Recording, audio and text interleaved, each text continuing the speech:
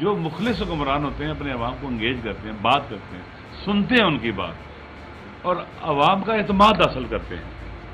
ایسے رویے نہیں اپناتے کہ عوام کا اعتماد اٹھ جائے حکمرانوں سے، حتی ریاست سے نا امید اور مایوس ہو جائیں.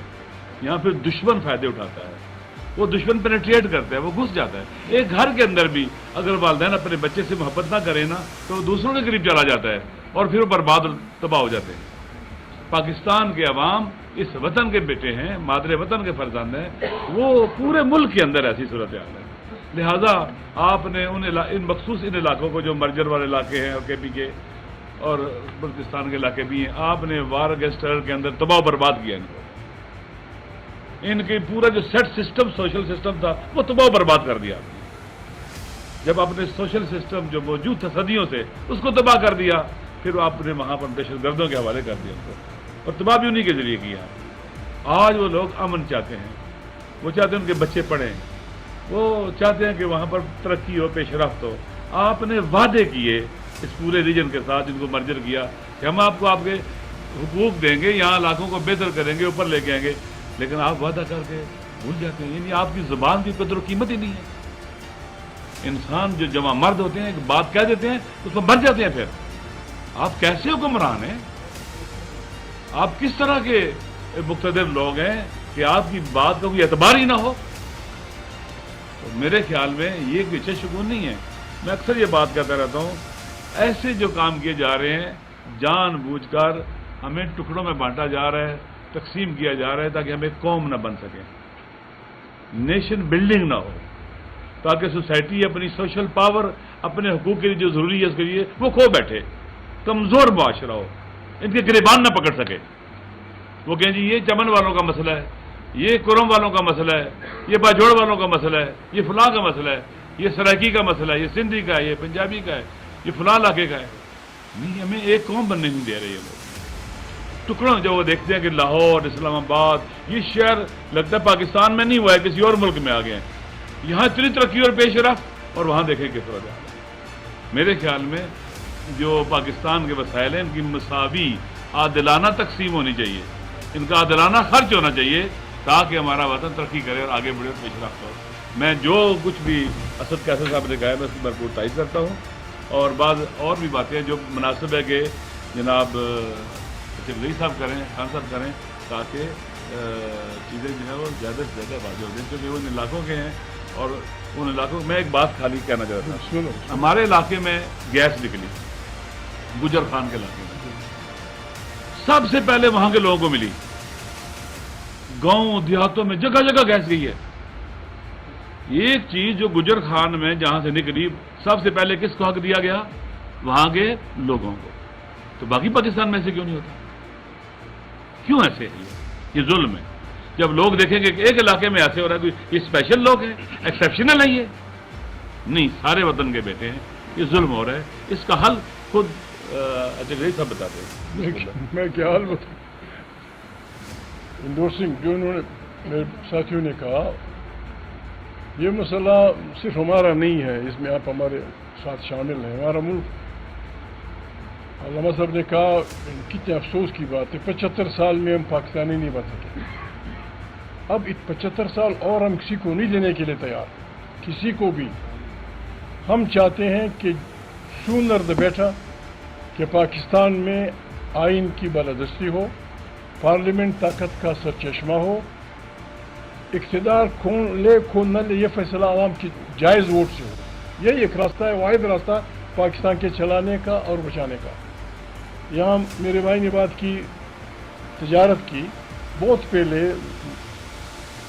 میاں صاحب کی حکومت تھی، وسیم سجاد اور اپنا مشاہد حسین، ان کی سربراہی میں کمیٹی بنی اس بارے میں، بارڈرز کے بارے میں، ڈیورن لائن کے بارے میں. انہوں نے تحقیقات کی، آئے اور انہوں نے کہا کہ 3 چیزیں اسمگلنگ ہے: اسلحہ، افیوم، چرس، پتہ نہیں کیا، بس باقی جو کچھ آپ لاتے ہیں جاتے ہیں یہ تجارت ہے. دکھ ہوتا ہے، میں بعض باتیں نہیں کرتا، مجھے دکھ ہوتا ہے. آپ یقین نہیں کریں گے یہ پتہ نہیں کس قسم کی حکومت ہے. ہمارے پشتون بلوچ ضلعوں میں thousands of tons of opium کاشت ہوئی. تفصیل میں نہیں، آپ تحقیق کریں. ٹنز آف اوپیم ایک ٹیوب ویل سے 2 لاکھ روپے لیے گئے کہ بس بسم اللہ کریں، جو کچھ بولنا ہے بولیں. یہ ان کا حصہ یہ آگے میں نہیں جاتا. اور قبائلی علاقوں میں، غریب علاقوں میں ٹیکس کے جو بغیر ٹیکس کی گاڑیاں آئی ہیں ان کو پکڑ رہے ہیں. اس میں وہ بچے اسکول لے جاتے ہیں، کوئی گزارا کرتے ہیں اپنے، وہ اس کو مان رہے ہیں، وہ اس پہ قبضہ ہو رہا ہے. یہ بربادی کا راستہ ہے. لوگ افغانستان واحد ملک ہے، یہ سب بھی جانتے ہیں، یہ بھی جہاں پاکستان کی تجارت کا ہاتھ اوپر ہے. لاکھوں نہیں کروڑوں ڈالر سالانہ آپ کی تجارت ہے. چھوڑ دیں، لوگ کیا کرتے ہیں وہاں؟ غریب لوگ آپ سے کچھ نہیں مانگتے، خود جا کے ایک بچہ جاتا ہے وہاں سے 2 کلو فلانا چیز لے جاتا ہے، یہاں سے کچھ لے آتا ہے، یہ گھر 500-800 روپے لے آتا ہے. ان حالات میں ہماری اس کے لیے ہم سب قبائلی آئے ہیں، انہوں نے جرگہ بچا دیا. جرگہ ہے ان کا پریس کلب کے سامنے، مسعود وزیروں کا جرگہ، اسی لیے آئے ہیں. ان کے گھروں کو کبھی ایسے نہیں دیکھا. یعنی انٹرپلیس پرسن 4%، 5% فار ایگزامپل مسعود لوگوں کے لوگ ٹیررسٹ تھے. بیت اللہ مسعود، فلانا مسعود، فلانا مسعود. آپ نے تمام مسعود صاحب سے کہا کہ اپنا علاقہ خالی کر دو، گیٹ آؤٹ. کس لیے خالی کر دیں؟ ہم وہاں چور ڈھونڈیں گے. تم کیسے ڈھونڈوں گے؟ میں علاقے کا مالک ہوں، میں بتاؤں گا کہ فلانا چور ہے. آپ نے ان کو، یا سواد جیسے غریب شریف لوگوں کو آپ نے جون کے مہینے میں بگا دیا، یا پشاور میں 6 مہینے.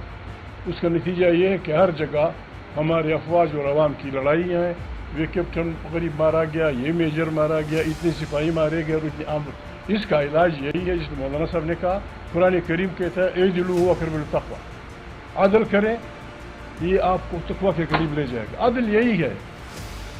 جیسے انہوں نے کہا ہمارے علاقے میں اب جن علاقوں میں بڑے بڑے اچھے وہ نکلے، سونا نکلا ہے، پتہ نہیں کیا کیا، ایسے سونے سے قیمتی ہیں معدنیات، ان پہ جا کے بس لوگ قابض ہو جاتے ہیں.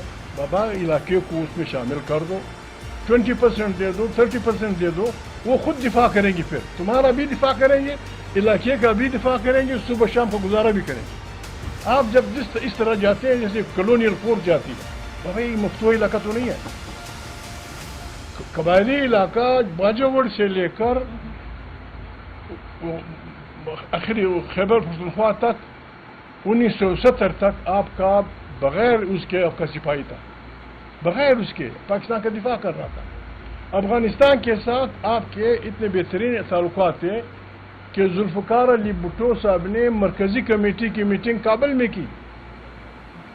ذوالفقار علی بھٹو جب وزیر خارجہ سے ہٹے، جب انہوں نے پیپل پارٹی بنائی، انہوں نے مرکزی کمیٹی کی میٹنگ کابل میں کی. 2 دفعہ آپ پہ خطرناک وقت آیا، افغانستان نے خونی چڑھا. افغانستان اب بھی یہ آدمی گارنٹی لے گا، یہ آدمی گارنٹی لے گا. آپ افغانستان سے رشتے ٹھیک رکھیں. سینٹرل ایشیا میں 3 چیزیں مفت پڑی ہیں: گیس، پیٹرول، بجلی. افغانستان کے راستے لے آئے، چمن پہ، اس پہ. یہ پائپ لائن آپ کو اتنے کروڑ ڈالر دے گی کہ آپ IMF کی بربادی سے بچ جائے. کیوں نہیں کرتے ہو؟ نہیں کرتے ہو، ہمیں بھیجو، ہم کرا دیں گے. یہ ہم چلے جائیں گے، ہم طالبان سے آپ کو معاہدہ کرا دیں گے. کیا کر رہے ہو؟ اپنے لوگوں سے لڑائیاں لڑ رہے ہو دن بدن. شرم کی بات ہے، افغانستان کی کرنسی پاکستان کی 1 افغانی پاکستان کی 4 کے برابر. اس میں ہم آئے ہیں، یہ ہمارا وہ ہے قبائلی علاقے کے لوگ بات کریں. کورم ایجنسی کا بھی بات کرے گا. خٹک علاقے میں گیس نکلی ہے، دے دو گیس غریبوں کو. آئین کہتا ہے کہ اگر کسی جگہ ویل ہو جائے تو 5 کلومیٹر کے علاقے میں ان کا حق ہے. آپ نہیں دے رہے، نتیجے میں نفرتیں بڑھیں گی، کدورتیں بڑھیں گی، ایک دوسرے سے آپ لڑیں گے.